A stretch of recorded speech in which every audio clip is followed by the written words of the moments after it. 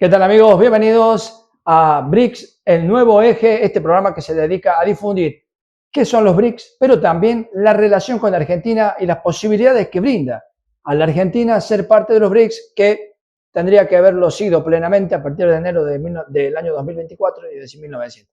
Del año 2024, pero el actual gobierno de Javier Milei apenas llegó, decidió que no fuéramos parte de este conglomerado de países que crece y que cada vez adquiere más preponderancia a nivel internacional y están demostrando que están reconfigurando el mundo. Hay un nuevo mundo, justamente un nuevo eje que encuentra en los BRICS su pivot principal, podríamos decir hoy, y la Argentina está quedando un poco al margen de eso.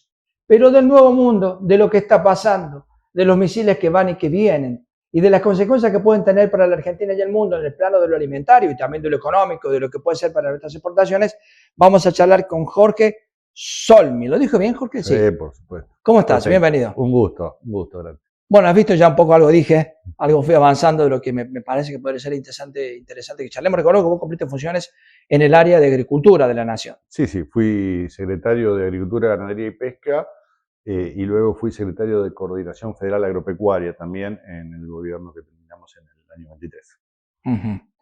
¿Y sos productor agropecuario? Y soy productor agropecuario de Pergamino y tengo una historia gremial dentro de la Federación Agraria. De muy chico participé ahí y una entidad que quiero mucho y de la cual fui vicepresidente también.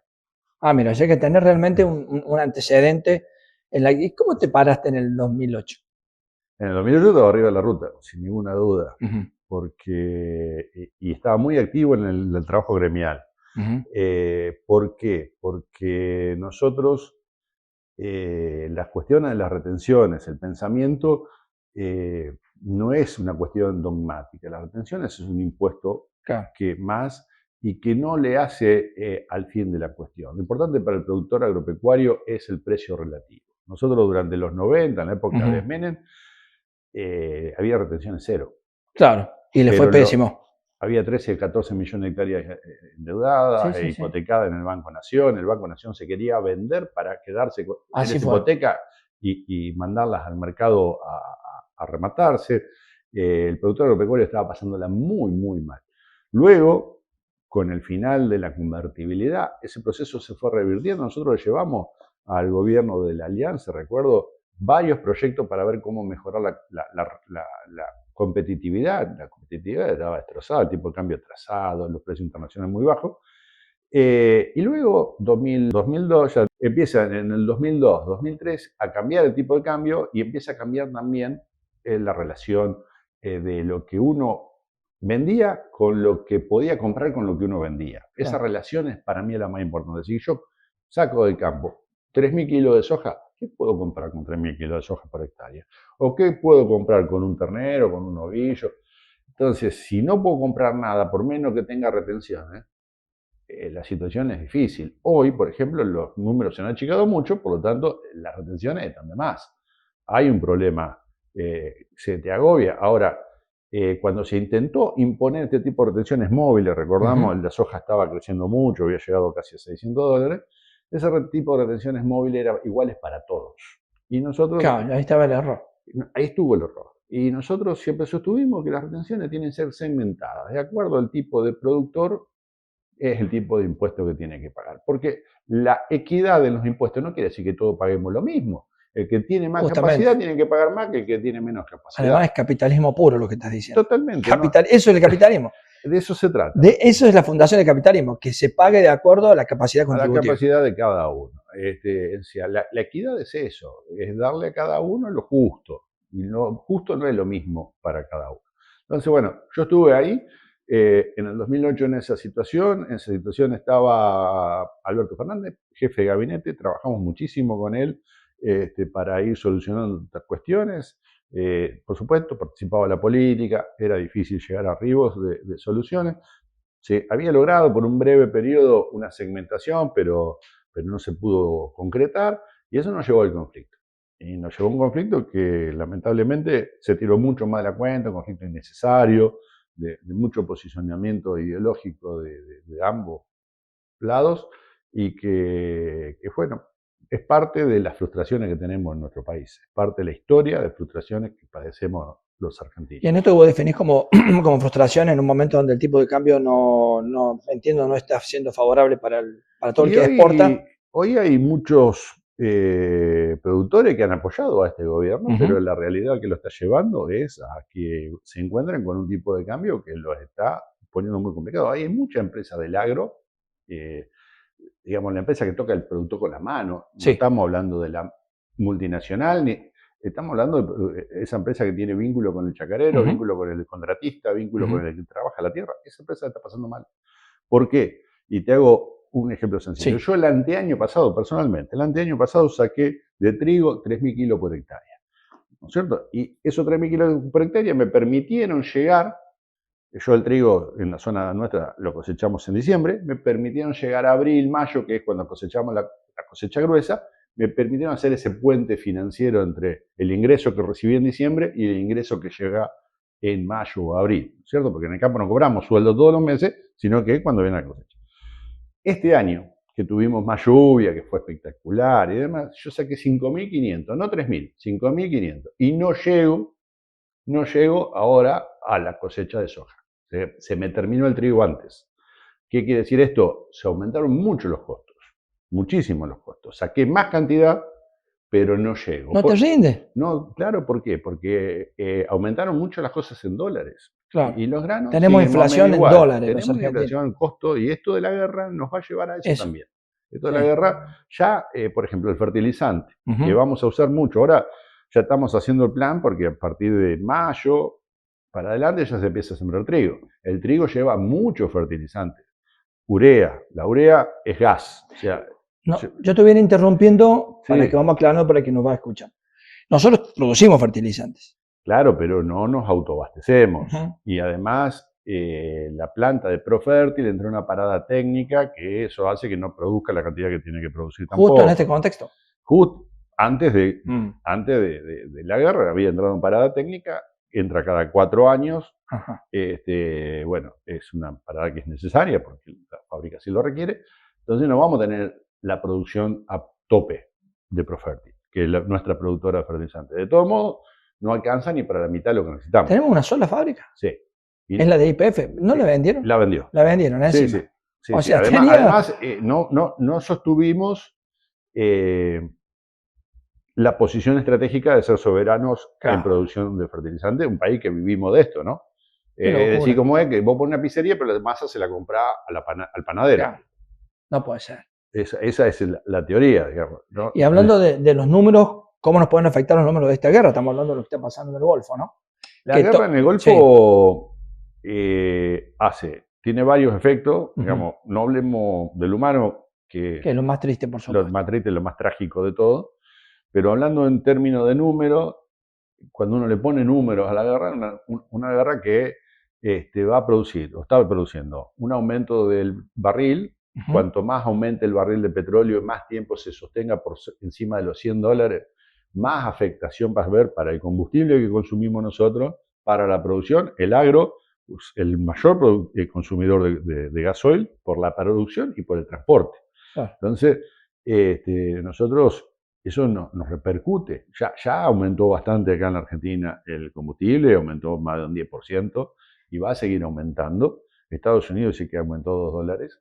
No lo sigo de cerca, pero el comentario que me llegó fue esto, y va a seguir aumentando el gasoil, el combustible. Y el otro problema que estamos teniendo es el tema del gas. Como que te decía recién, el gas es la materia prima para el fertilizante del nitrógeno, la urea. Sí. Y en el campo usamos básicamente 2 tipos de fertilizantes. Los nitrogenados, que vienen del gas, y los fosforados, que también vienen de una roca fosfórica que tiene presencia en China, en Estados Unidos y en el norte de África. Nosotros no tenemos roca fosfórica. Todo eso, ¿qué necesitamos? Traerlo. Y no hay barco, no hay seguro y el combustible del barco está caro. Entonces también nos va a aumentar, no solamente porque aumente el producto en sí, ¿me explico? Sí. Sino porque todo eso nosotros lo tenemos que importar. No tenemos fertilizantes acá, lo tenemos que traer de Estados Unidos, de China o del norte africano. Eso viene en barco y eso nos aumenta. Mandar los granos, que son nuestras ventas, va a ir en barco. También tenemos conflictos con los fletes. Todo este conflicto paró muchos barcos, están inmovilizados, los costos de logística han aumentado un montón. Los costos del combustible aumentaron, los costos del gas aumentaron, todo eso va a traer aumento de alimentos. El precio del alimento va a aumentar. La FAO en estos días y el Programa Mundial de Alimentos han hecho unos estudios y nos dice que si el conflicto es corto, va a haber 40 millones de personas, 42 millones de personas con riesgo de hambre o ya en situación de hambre, más de las que tenemos. Nosotros en el mundo hoy hay unas 310, 320 millones de personas con problemas de hambre. Esto va a aumentarse más o menos en 40 millones más. ¿Dónde va a estar este problema? En algunos países de América Latina, en algunos países del norte de África, del Cuerno de África, algunos países de Asia y de Medio Oriente. ¿Cuál es la situación grave también? Es que va a haber inflación alimentaria y esto afecta a Europa fundamentalmente y también a Estados Unidos, países que tienen habituado a una estabilidad en su gasto, pero mucha estabilidad en su ingreso.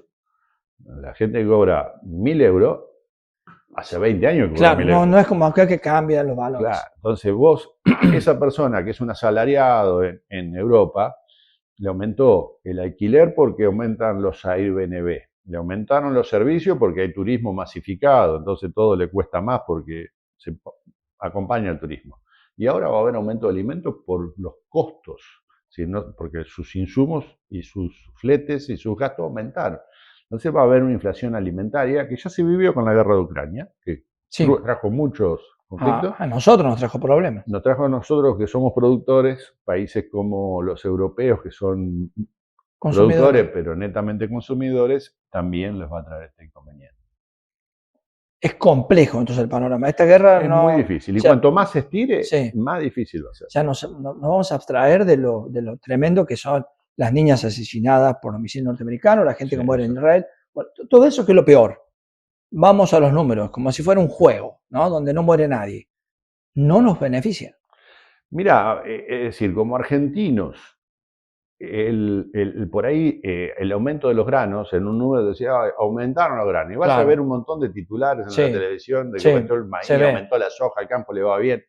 No, porque lo que a vos te aumente del valor de tu grano te va a aumentar los precios de qué producirlo. Pues fíjate, Estados Unidos ya está tomando, digamos, por la cuestión geográfica, nosotros vamos a sembrar trigo ahora. Estados Unidos se va a sembrar maíz y soja, ¿cierto? Por el hemisferio norte. Ellos ya decidieron que van a sembrar 5 millones de hectáreas menos de maíz y van a hacer soja. ¿Por qué? Porque necesitas menos fertilizante y menos costos hacer soja que maíz. Entonces ya los productores norteamericanos van a dejar de hacer 5 millones de hectáreas de maíz para hacerlas de soja. Eso significa menos maíz en el mundo. Son como 16, 17 millones de toneladas menos, o un poco más.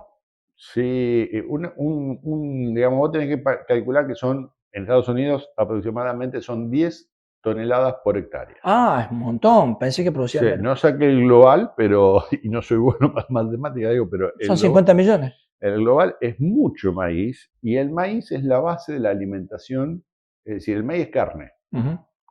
El maíz es la base de la alimentación de cualquier animal productor de carne, pollo, cerdo, o los bovinos también, ¿no es cierto? Es la base alimentaria de eso. Entonces, si no hay maíz, ¿qué va a suceder? Va a aumentar la carne porque te va a aumentar el costo de producirla. Entonces, nosotros vamos a ver buenos números en los noticieros por ahí para los valores de los granos, como estamos viendo para los valores de la carne, pero esos números cuando pasamos la zaranda, como decimos en el campo, te queda poquito, o no te queda nada. El aumento de los costos, el aumento del gasoil, el aumento del fertilizante, hace que tu margen se reduzca. Y me da la impresión que es como si se fuera generando como si se lo comieran por abajo, ¿no? A la rentabilidad del campo argentino. Porque totalmente. Sí, estás en la olla a presión, digamos. O sea, vos entraste con la olla fría y te pusieron la tapa. Te dieron gas a la olla, empieza a levantar la temperatura y tenés la tapa puesta y no podés salir. Ahora, yo no produzco los alimentos, yo soy el que los compro. Digo, esos son los precios internacionales y demás, incluso el tema del petróleo, ¿no? O sea, no produzco petróleo, pero lo uso indirectamente o directamente. Porque nosotros no tenemos diferenciado hoy mercado interno del mercado externo. No, sí, Por las retenciones. Salvo por las retenciones. Nada más. No, digamos, no hay cuota de exportación ni nada. O sea, vos, la gente que quiere exportar, puede exportar la que quiera. No hay ningún impedimento en la exportación. Lo único que la diferencia es que cuando el productor vende, lo vende a un precio interno y cuando el exportador vende afuera, cobra más. Obvio. Esa parte de esa diferencia, teóricamente, es lo que le llamamos el impuesto de las retenciones, que debería ingresar al fisco. Esa es la teoría, digamos, del comercio de granos, ¿no es cierto? Y de carne. Esa es la diferencia. En petróleo está pasando lo mismo, el combustible o el petróleo tiene un argentino, tiene una retención, y esa es la diferencia. De todos modos, si vos la pregunta, me imagino, hacia dónde vamos, es una pregunta, ¿tenemos precios soberanos nosotros? Es decir, yo le vendo al argentino, a mi costo argentino. Bueno, en el agro no hay costos argentinos para la producción de grano. ¿Por qué? Porque nosotros tenemos el gasoil a precio internacional. Hoy el gasoil, nosotros estamos pagando más el gasoil que en Brasil, y Brasil no tiene retenciones. Y los productores brasileños se están quejando porque no le alcanza. Así que imagínate cómo estamos nosotros, que tenemos los mismos costos y no tenemos, y tenemos retención. Entonces, los costos de producción, mucho de lo que nosotros usamos en el campo o es importado, y lo que es nacional está a precio internacional. Entonces no tenemos costos argentinos en eso, salvo el pequeño incidencia de lo que puede ser mano de obra. Pero el salario es pero la incidencia en la producción, el salario, la incidencia de, digamos, la producción agropecuaria de alta inversión. Entonces, la incidencia salarial en una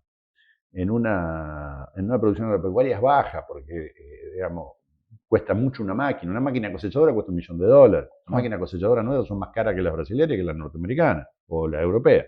Entonces, es esa inversión, o sea, cosechar una hectárea, se te la cobran, si la persona que tiene que contratar la cosecha una hectárea, a vos te la cobra por el valor de la máquina, no por lo que cobra la persona que la maneja.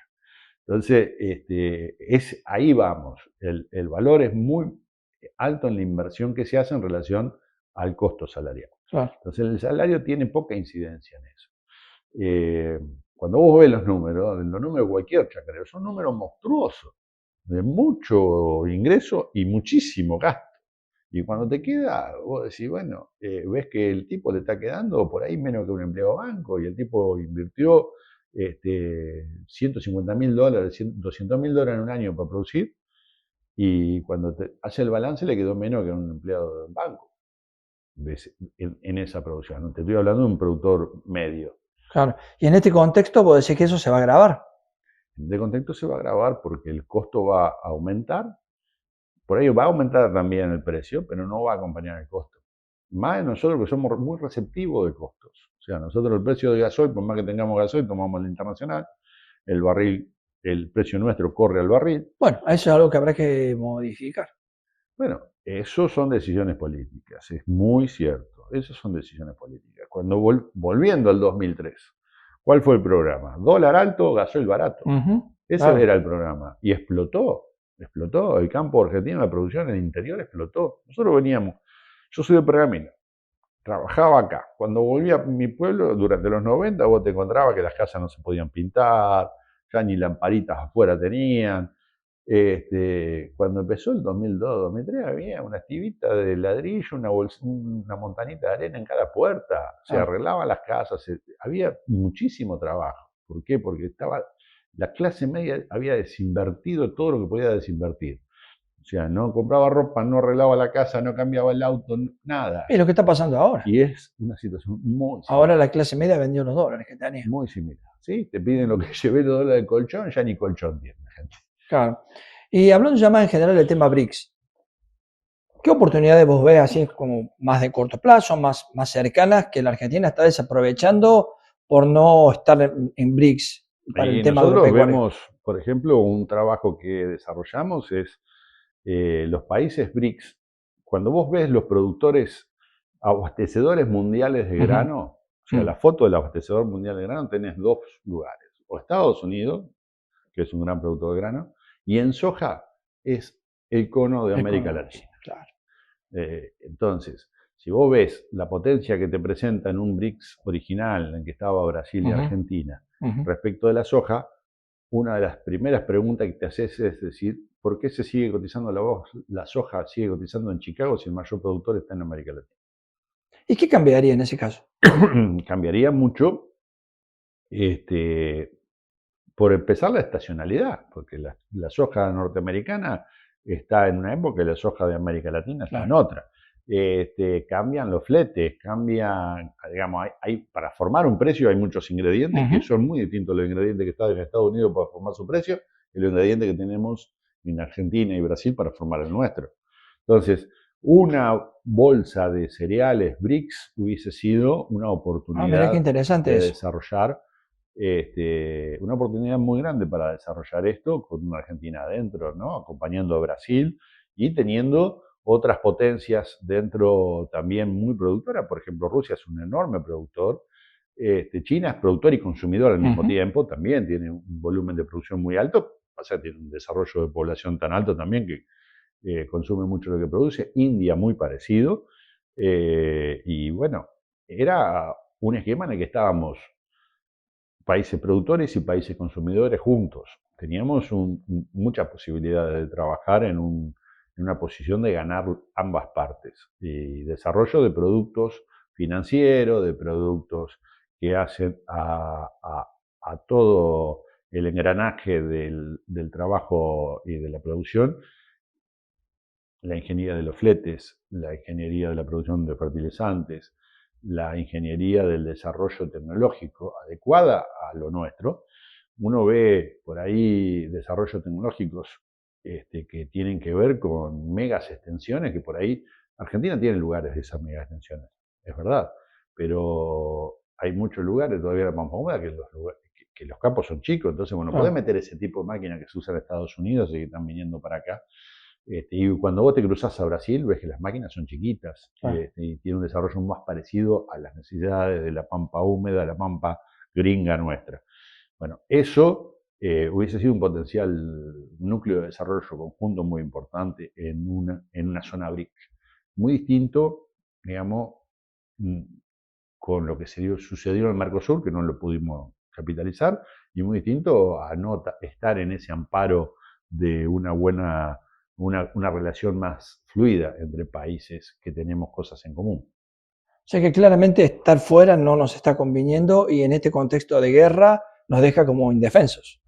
Y bueno, hay un reposicionamiento global. Entonces, la Argentina es un país que tiene muchas falencias estratégicas. El presidente decidió aliarse a uno de los polos y que tiene por ahí algunas cuestiones que en la Argentina lo favorecen en lo financiero, ¿no es cierto? Nosotros tenemos en nuestro país, ya ha habido 3 rescates del gobierno en lo financiero. Los desembolsos financieros para este gobierno ya fueron 3. Y bueno, todo indica que va a haber más. O va a haber necesidad de más. O sea, algo no está bien, porque si te tienen que rescatar, poder un primer rescate, supongamos, por una herencia, bueno, pero después, no, ya el tercero ya el problema no ya hay un problema del gobierno, digamos. Sí, sí, eso como los hijos. Dice que el primero es fruto del amor, el segundo de la planificación familiar y el tercero de la casualidad. En este caso, el tercer rescate es nuestro, digamos, problemas argentinos, de la política económica que emprende un gobierno. Ahora, porque entre el 2003 y el 2015 no hubo ningún rescate. No, nos desendeudamos. Nada, no hubo un solo rescate. El país no necesitó ser rescatado. Hubo un desendeudamiento. Además. En esa época se le pagó lo que se le debía al Fondo Monetario, 100%. al Club de París. Se resolvieron muchos de los problemas de endeudamiento externo. Y que veníamos con endeudamiento, porque veníamos con, digamos, pensamos, mi memoria institucional, digamos, recuerdo haber entrado a la dictadura con 7.500 millones de dólares de deuda, salimos con 45.000 de la dictadura, después el gobierno de Menem creo que fue de 60.000 a 200 y pico mil millones, y con De la Rúa parecido, todo eso después se hizo todo ese canje durante la década del 2000 y llegamos a un desendeudamiento. Ahora volvimos a eso y volvimos a pagar con deuda, es decir, no es que... Claro. No es con recursos No con recursos propios. Nos sacamos un crédito, producimos y pagamos con la producción. Sacamos un crédito y le pagamos sacando otro crédito más alto. Y es lo que le está pasando, porque esto lo va a hacer más fácil a un montón de gente con las deudas que tienen con Mercado Pago. Se endeuda y se vuelve a endeudar. Ya para ir terminando, te voy a hacer una pregunta que te puede parecer extraña, pero quiero que develemos un misterio o terminemos y derribemos un mito. Viste que dice la Argentina produce alimentos para 400 millones de personas. ¿Cuánto hay de cierto y cuánto hay de exageración en esa definición? La realidad es que la Argentina produce insumos para hacer alimentos. Claro, no vamos a comer soja, todo un kilo de soja por día. Yo no veo a nadie comiendo maíz ni comiendo soja. Entonces nosotros, el problema es, yo tengo un amigo que es el Vasco de Metegure que te dice, ¿qué modelo queremos? ¿Ser propietarios o ser inquilinos de nuestro país? Tenemos dos modelos, los países nórdicos o Nigeria. Nigeria tiene recursos, pero son ajenos. Y Nigeria es un inquilino en su propio país. Los países nórdicos dijeron, tenemos recursos, lo explotamos. Y son nuestros.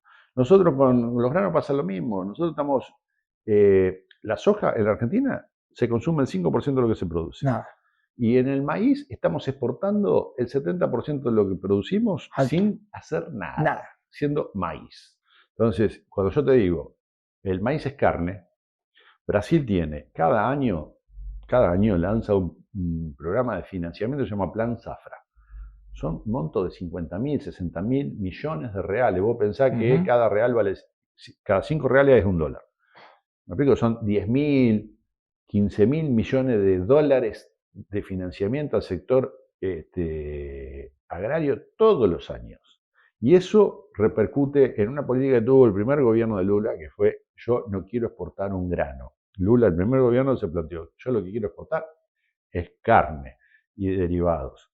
A mí me tocó por cuestiones laborales ir a Brasil desde el año 92 seguido y en los 90 vos no podías comer carne, no podías comer queso, no podías tomar leche.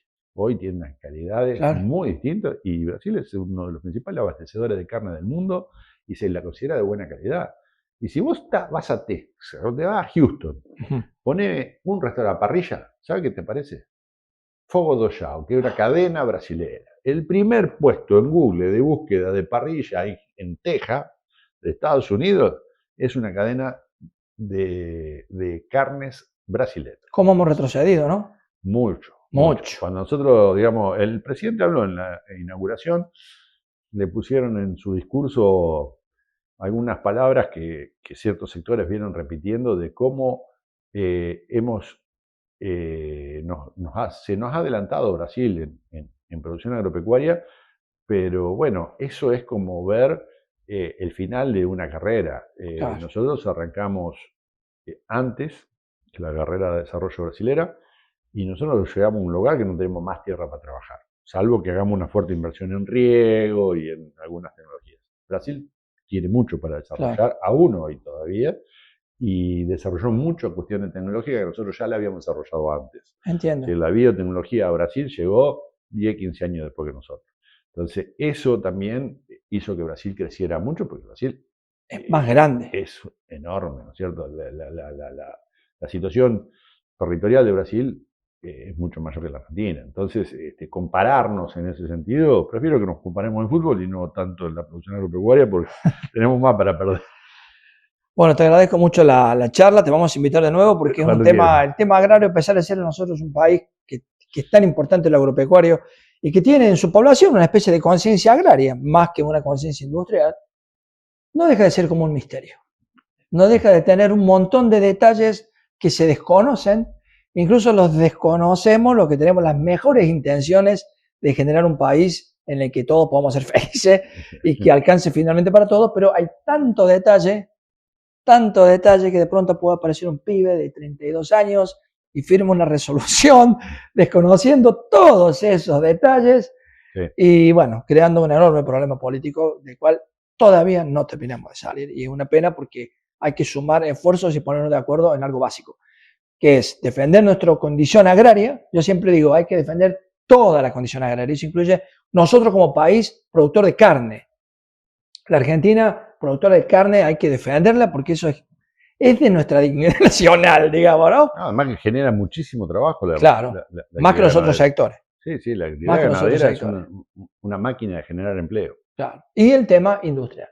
Nosotros tenemos que ser agropecuarios, industriales, de servicio y tecnológicos. No hay que descartar nada, porque somos 47 millones y la Argentina, yo digo siempre, alcanza para todos, si hacemos las cosas más o menos bien. No, y incluso, como dice en otra constitución, tenemos lugar para recibir mucha más gente. Además. Pero tenemos que hacer las cosas bien, por supuesto. Así es. Muchas gracias por venir. Un gusto. Gracias. Bueno, seguramente han aprendido un montón de cosas y esa es la intención. Algunas cosas tienen más que ver con los BRICS, otras tienen más que ver con cosas muy específicas, pero que han aprendido un montón de cosas. Me pregunto, ¿por qué no se explican así? Nos hubiéramos ahorrado muchas preocupaciones y muchos conflictos y el pueblo se hubiera ahorrado 150.000 millones de dólares de deuda externa porque no hubieran gobernado lo que han gobernado. Se debería haber hecho. Bueno, gracias. Compartan el programa, denle me gusta y sigan el canal y nos vemos en unos días.